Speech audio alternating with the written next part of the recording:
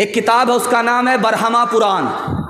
उस किताब में लिखा है कि जब ज़माना बुरा आएगा तो औरत अपने बाल को खोलेगी, बाल को खोलेगी, आवारा लोग उसको देखेंगे और वो किसी की परवाह नहीं करेगी। समझ जाओ वो दौर बुरा आ गया, वो कलयुग आ गया। एक किताब है, उसका नाम है विष्णु पुराण। उस किताब में लिखा है जब ज़माना बुरा आएगा तो औरत अपने हुस्न को बेचेगी, गरीब शौहर को छोड़ देगी, दौलत से निकाह करेगी, 5-7 साल की लड़की माँ बन जाएगी और 8-10 साल का लड़का बाप बन जाएगा। एक किताब है, उसका नाम है महाभारत। उस किताब में लिखा है जब बाप जवान हो और बेटी जवान हो तो दोनों को तन्हाई में नहीं बैठना चाहिए। बाप भी जवान, बेटी भी जवान, दोनों को एक जगह तन्हाई में नहीं बैठना चाहिए। बड़े बड़े लोगों से जिना हो जाता है, बड़े बड़े लोग शैतान का लुकमा बन जाया करते हैं। एक किताब है, उसका नाम है रामायण।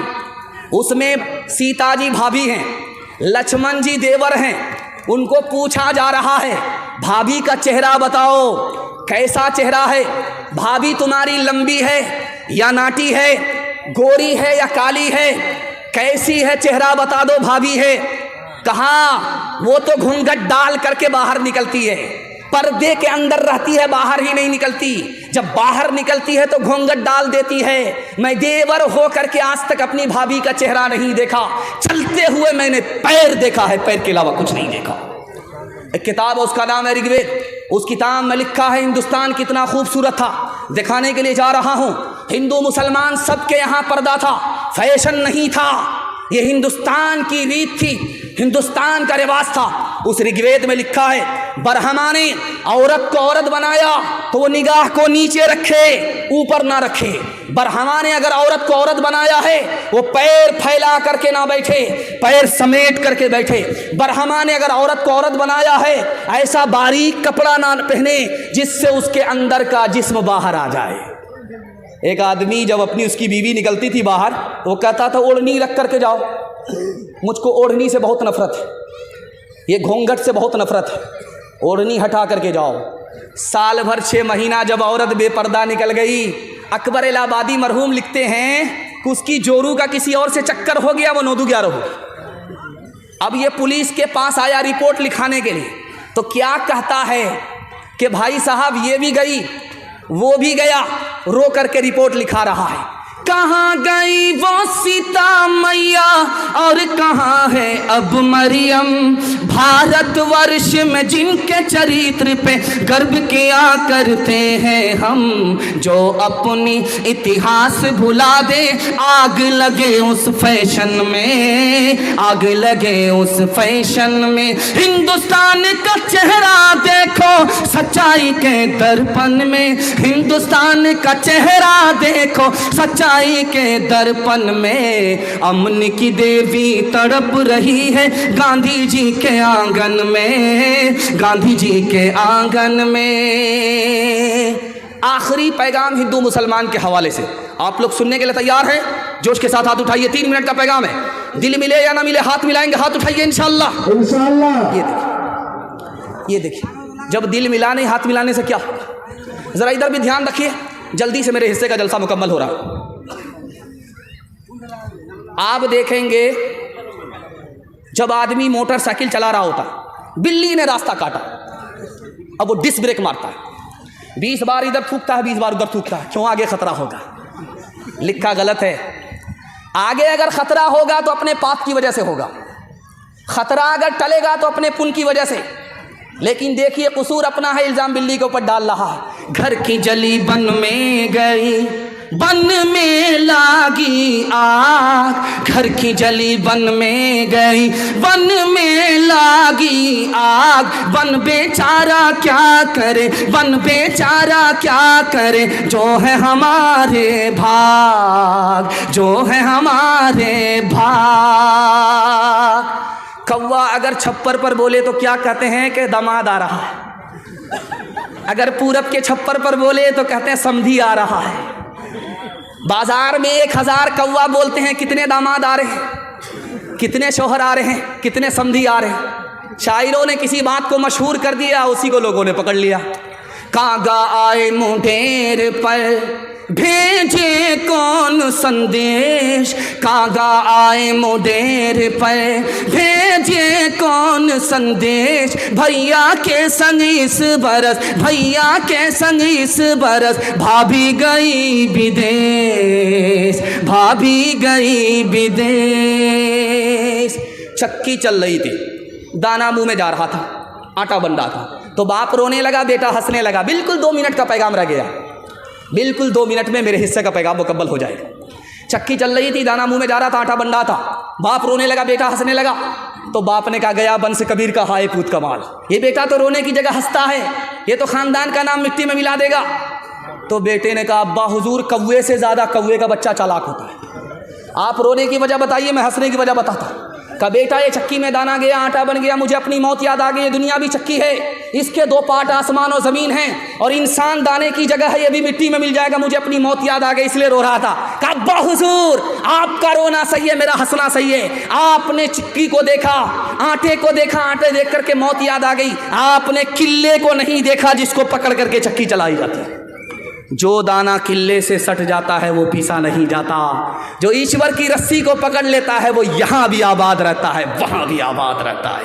चलती चक्की देख कर दिया कबीरा रोज, चलती चक्की देख कर दिया कबीरा रोज। 2 पाटन के बीच में, 2 पाटन के बीच में साबुत बचा न कोई, साबुत बचा न कोई। चलती चक्की देख कर दिया कमाल भभाए, कील सहारे जो रहे, कील सहारे जो रहे, वो बाल बाल बच जाए, वो बाल बाल बच जाए। मुझे इन तमाम पैगाम को सुना करके बताना यह है कि हिंदी भी हिंदुस्तानियों की ज़बान है, चाहे वो हिंदू हो चाहे वो मुसलमान हो। उर्दू भी हिंदुस्तानियों की ज़बान है, चाहे वो हिंदू हो या मुसलमान हो। उसकी ज़िंदा मिसाल अमीर खुसरू है। अमीर खुसरू मुसलमान होकर के हिंदी शायर है। मुसलमानों ने और सेकुलर हिंदू ने कभी भी ज़बान के नाम पर भेदभाव नहीं किया। इंशाअल्लाह ज़बान के नाम पर हम भेदभाव नहीं करेंगे, हिंदी को भी सीखेंगे, उर्दू को भी सीखेंगे। हाथ उठाइए इंशाअल्लाह। चक्की कुएं पर 4 लड़की पानी भर रही थी। अमीर खुसरू आए, कहा बेटी प्यास लगी है, पानी पिला दो। कहा आप शायर आदमी, आपको फ्री में पानी नहीं पिलाएंगे, शेर पढ़िए। कहा फरमाइश बताओ। तो एक लड़की ने कहा मुझको खीर खाना पसंद है, खीर पर मिसरा कर दी। दूसरी लड़की ने कहा कि मेरी माँ चरखा चलाती है, कपड़ा बुनती है, चरखा पर मिसरा कह दी। तीसरी लड़की ने कहा कि मेरे घर में कुत्ता है, रात भर जागता है, घर की हिफाजत करता, कुत्ते पर मिसरा कह दीजिए। चौथी लड़की बोली कि मेरा बाप मुहर्रम में दारू पीकर कैसा ढोल बजाता है कि दोनों तरफ से फट जाता है, ढोल पर मिसरा कर दीजिए। अब चारों लड़की की फरमाइश को अमीर खुसरू ने 2 मिसरे में पेश किया। खीर पकाई जतन से चरखा दिया जलाए, खीर पकाई जतन से चरखा दिया जलाए। आया कुत्ता खा गया, आया कुत्ता खा गया, बैठ के ढोल बजा, ला पानी पिला।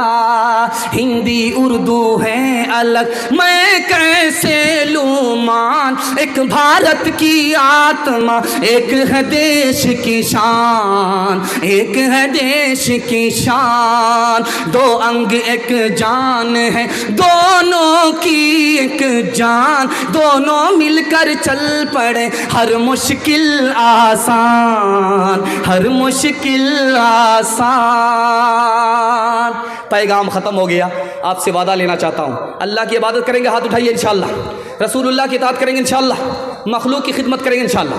3 काम छोड़ दीजिए, मैं गारंटी लेता हूँ आपके घर में कभी मुसीबत नहीं आएगी। गुनाह नहीं करेंगे इंशाअल्लाह, गलत नहीं कमाएंगे इंशाअल्लाह, गलत माहौल में नहीं जाएंगे इंशाअल्लाह। न किताबों से, नवाज़ों से, नज़र से पैदा दीन होता है, बुजुर्गों की नज़र से पैदा। नहीं सीखा इन्होंने दीन रखकर शेख के घर में, पले कॉलेज के चक्कर में, मरे साहब के दफ्तर में, थे केक के चक्कर में तो रोटी भी गई, बड़ी शय की ताक में थे तो छोटी भी गई, न मानी बात वाइस की, थे पतलून के चक्कर में तो लंगोटी भी गई। वाखिर दावाना अनिल हम्दुलिल्लाहि रब्बिल आलमीन। बहुत ही अच्छे अंदाज में जनाब मुफ्ती सादुल नजीब साहब आपके बीच तकरीर पेश कर रहे थे। आइए अब आपके बीच आदरणीय पप्पू यादव जी का आगमन हुआ है और मैं बड़े ही अदब एहतराम के साथ आदरणीय पप्पू यादव जी को 2 शब्द रखने के लिए और आपके बीच में पेश करना चाहता हूँ कि वो जो बोले तो लफ्ज़ों से खुशबू आए, वो जो बोले तो लफ्जों से खुशबू आए, ऐसी बोली वही बोले जैसे उर्दू आइए। आपके बीच जनाब आदरणीय पप्पू यादव जी।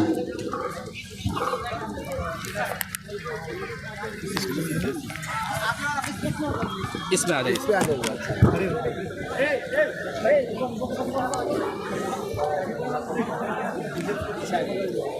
अस्सलाम वालेकुम।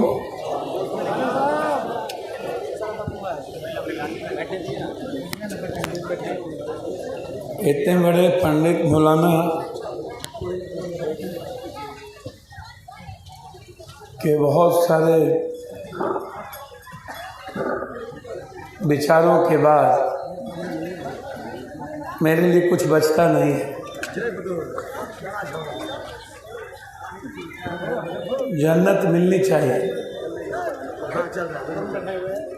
हमारे मंच पर बहुत सारे बुज़ुर्ग बैठे हैं और यहाँ इस जलसे में हमारे लिए जो मेरे अजीज़ ईश्वरतुल देवतुल पिता के समान बुज़ुर्ग हैं, हमारे अजीज़ भाई हैं और मुझको हमारी माँ बहनें भी सुन रही हैं, पत्रकार बंधु भी हैं।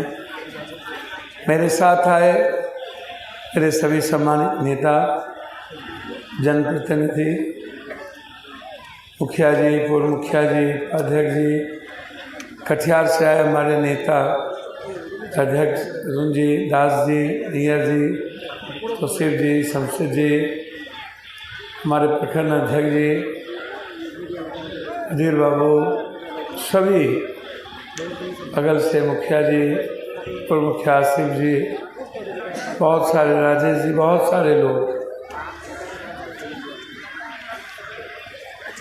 इन्होंने जब जन्नत की बात की तो मुझको याद आया मोहम्मद साहब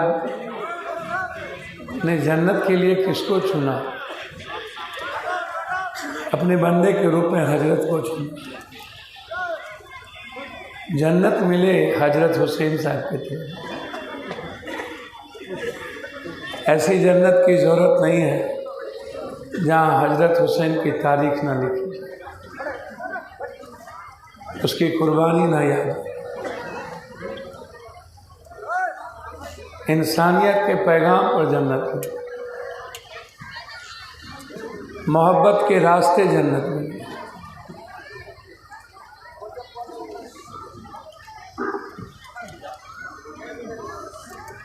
संपूर्ण मानव कल्याण के भाव से जन्नत मिली।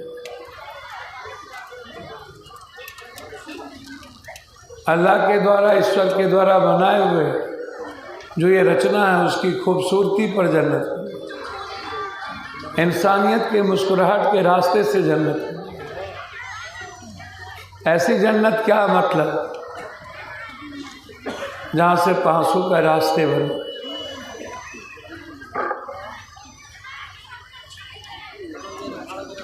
जब मोहम्मद साहब बहुत सारी किताबें तो